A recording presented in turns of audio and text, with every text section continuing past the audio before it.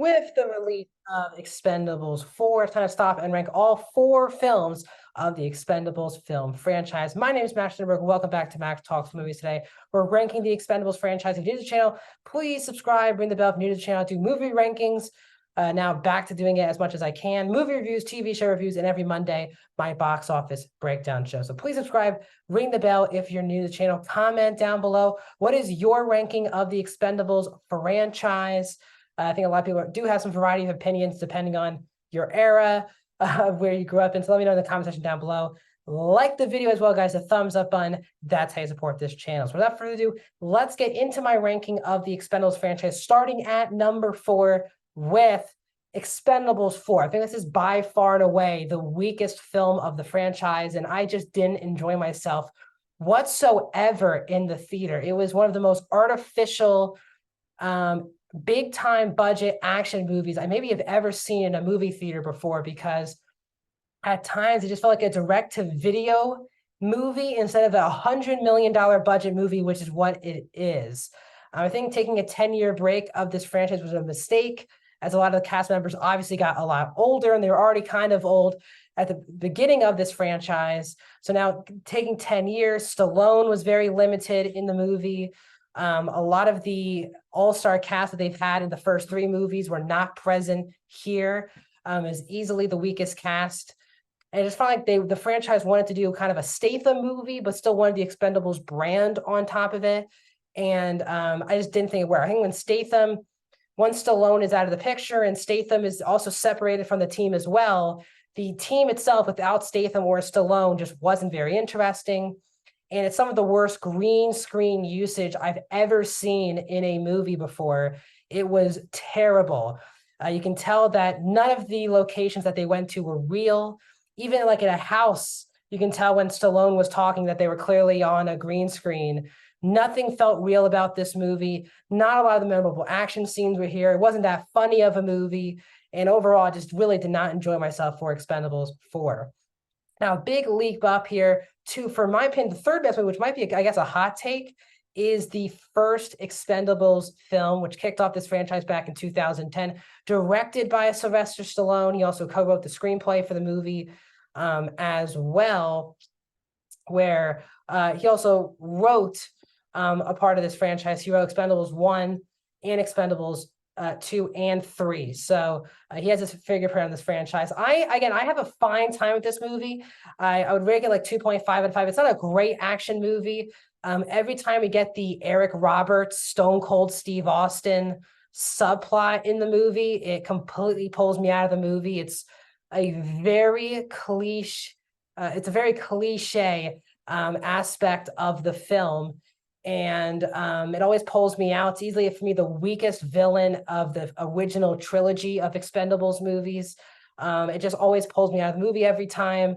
And nothing about this feels fresh whatsoever, about the action scenes, about anything going on. I feel like you've seen this movie a billion times. It just has a lot of likable actors like Sylvester Stallone and Jason Statham in the lead. I was think this movie easily has some of the weakest performances of the entire franchise. As I said, you're getting Stone Cold, and you're getting Eric Roberts, who aren't very good. Randy Couture really wasn't great in this movie as well. There's some kind of weak performances in the movie that kind of drag it down. So it's a fun enough action movie, because I do love watching Stallone and Statham team up for a lot of it. There just wasn't a good enough world building, which I think this movie desperately needed as it moved forward. Now, coming in third place, not another good movie for me, but Expendables 3. Now, I might have laughed the most out of any of the Expendables film in this movie, because this is an absolutely all-star cast. Not just do you get the returners from Expendables 2, and for example, like Arnold Schwarzenegger, but you're adding Harrison Ford, Antonio Banderas, Wesley Snipes, all added into the mix. And you also get Mel Gibson in the villain role, who is easily I'm not a fan of Mel Gibson, the person whatsoever, but Mel Gibson easily is the best villain of this entire franchise. The scene when he's confronting Stallone in the second act of the movie is some of the best acting and probably the best scene of an actual good movie of the entire franchise. There's a lot of fun to be had here. I think the biggest problem with this movie has that there's a big chunk of the movie where Stallone is with the young group of Expendables, like Ronda Rousey and Glenn Powell, for example. And while I don't think Ronda Rousey is a good actress, but I just think that that part of the movie is really boring because you're missing Statham and Dolph Lundgren and Wesley Snipes and Terry Crews and all these people who are very entertaining characters. They put Stallone with people who just aren't that entertaining of characters or as charismatic as either him or even Mel Gibson in the second act. I think the movie just isn't that good once we get Stallone trying to recruit people. It just takes too much of the runtime. Then once we even get to the third act of the movie, there's too many characters going on here, and they're trying to give everyone a line in the spotlight. And for me, it was just too many cooks in the kitchen with this cast heading towards the third act of the movie. But still, some really funny jokes. It's funny to see Harrison Ford driving a helicopter with Arnold Schwarzenegger and Jet Li shooting guns out of it. There's just some fun, never you would think of actors working together in an action movie. It's a lot of fun.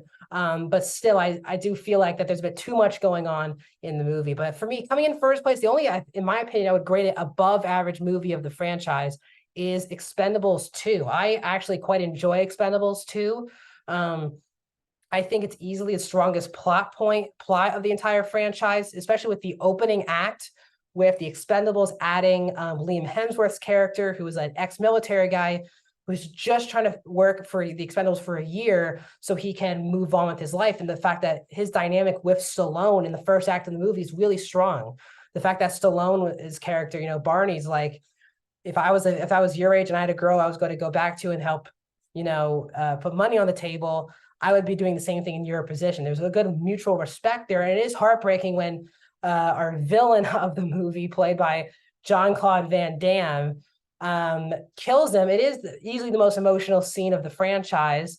We also get the most iconic trio that I don't think we would ever see on the screen before, with Sylvester Stallone, Arnold Schwarzenegger, and Bruce Willis. I mean, these are some of the best action heroes in the history of cinema.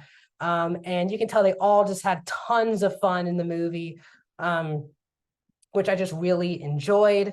I found the action to be really thrilling in the movie. And while I think Expendables 3, the cast was a bit too overloaded, clearly a lot of these actors didn't have a lot of time to film their parts in the movie, especially like Chuck Norris and Schwarzenegger and Willis. So the film does not feel too overcrowded with the cast. While I think it's the best cast, it's also not the most overcrowded cast of the franchise.